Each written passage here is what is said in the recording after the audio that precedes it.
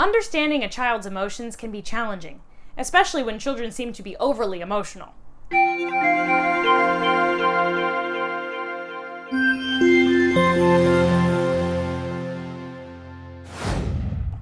Hello, I'm Samantha from Learning Success.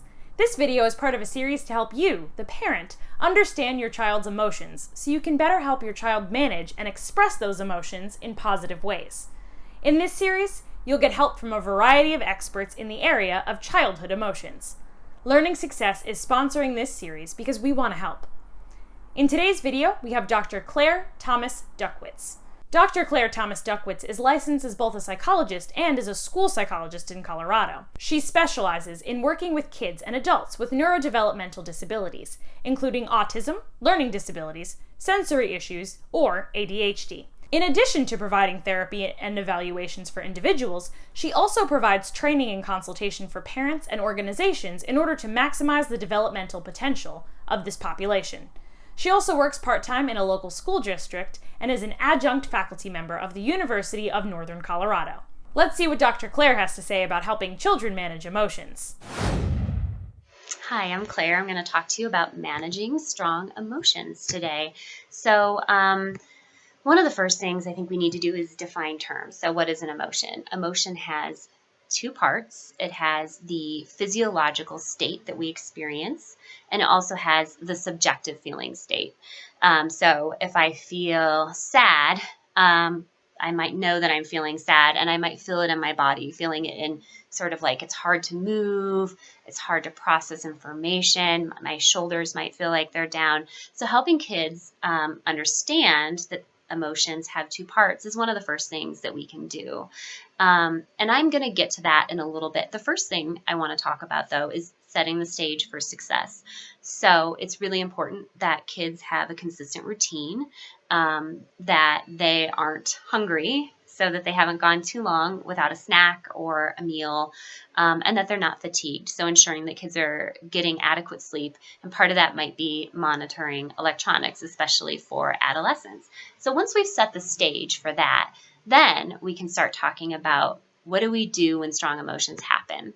And so the first thing I want to talk about within the realm of responding to strong emotions is that when kids are experiencing strong emotions, it's important for us to be calm and self-regulated.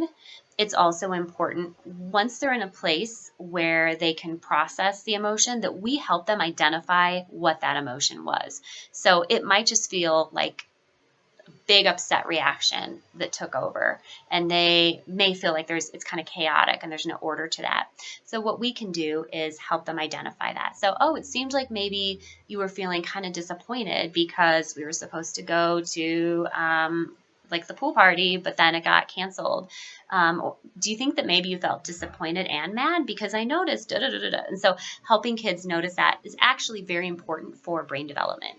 And so one of the things that we know for kids and their development that's important is integration. So when we are talking about pairing the words of what that feeling is, identifying it, sad, mad, happy, disappointed, whatever, and while they're experiencing that state, or while they remember that state, we're horizontally integrating the brain. So it means that there's this sort of right brain chaotic experience, and we're giving the words an order to it. And sometimes kids really need that external piece to give the order to it. They may not be able to figure that out on their own. So we have to walk them through that in a calm and self-regulated way. So it kind of in summary, when we're helping kids identify feelings, it's actually helping with brain development.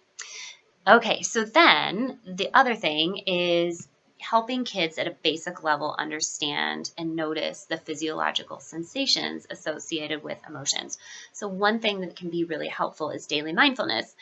A lot of kids don't want to do that because it's kind of boring, and so it's really important that we set that experience up for success as well. So it might need to be an app that has like an animation to it first. It might need to be a very short mindfulness practice, like once a day for 2 minutes. It should be consistent, so at the same time every day. Really great way to make sure that happens is pairing it with something else that's part of a routine. Okay, I brush my teeth and then I do mindfulness. That will help kids remember. And then, of course, parents being the external cue to help kids to remember to do it. And once they are doing mindfulness every day, they're going to be more aware internally of how they're doing. One thing that can be a little tricky is the breathing piece can be hard in terms of for little kids being able to do it correctly. And so it may be helpful to watch like a YouTube video or something else of kids or someone else breathing and then practicing that first. Another thing sort of like mindfulness is this idea of biofeedback. So biofeedback is something that can help us get a sense of how we're doing in the moment. Okay, I have this strong emotion. This is exactly what it feels like. And so we're getting that feedback over and over and over again when we have the strong emotion and then the sensation. So when we're doing that, again, thinking about brain development, we're helping to develop neural pathways that are helping kids to become aware of what it feels like when they have a certain emotion. So this is really important because for a lot of kids, there's a trigger. There's a thing for everyone. There's a trigger that happens first, the thing that makes them respond in a strong way, right? And then there's the actual response, the actual manifestation of that strong emotion, a meltdown, whatever you want to call it. And a lot of times that window is very narrow and we want to make that window wider. And so by doing this over and over again, becoming aware of how they are doing internally, we can make that window wider. Once the window is wider, we have more opportunity for something called top-down interventions, which are things like self-talk and behavioral interventions like I'm going to go take a walk. We want to make that window wider so that then they can adopt and use those higher level type skills. Okay, so I talked a little bit about helping kids to identify feelings, but I think the way we talk to our emotions, I think the way we talk to kids about emotions is also really important. So usually when kids are experiencing one strong emotion, there's another emotion there too. So the example I give kids is lightning and thunder. So usually, often, if we're out like in a storm, we might feel or see like a quick flash of lightning, and then we're like, was that lightning? And then we hear the thunder, and we know that, okay, indeed that was lightning because we notice the thunder, right? And feelings can be a bit like that too. So if I feel disappointed because somebody said something like hurtful to me and they were my friend, maybe I feel disappointed and hurt, that might be like a quick flash emotion like that lightning. And then I might subsequently feel angry, and that anger is what I notice, like the thunder. And I think if we can help kids to notice that there is usually one or more, that there's usually more than one emotion, and that the other emotions might not be as obvious, then we can help them process things in a different way.